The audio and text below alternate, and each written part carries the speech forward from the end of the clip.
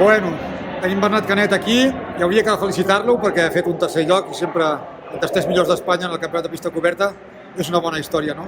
Però sabem que l'any passat va ser guanyador, sabem que té bones marques i hem parlat amb ell abans, ens explicaves una mica que no acabaves d'estar del tot content.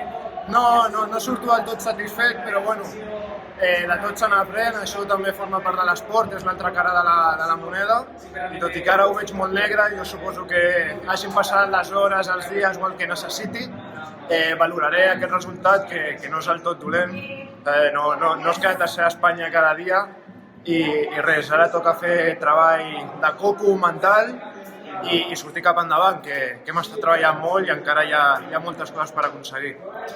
Opcions per l'europeu, com ho veus? Això no ho sé, no sé si hi ha opcions, jo havia de córrer, he corregut el que he corregut i ara això està en mans del senyor seleccionador, jo ja no hi puc fer més. Doncs que tinguis molta sort en les properes curses i que segur que tot això que tu estàs dient ara passarà ràpid i estaràs com una fletxa com sempre, que de fet ho has estat bastant ja. Bueno, esperem, seguirem endavant. Molta sort. Gràcies.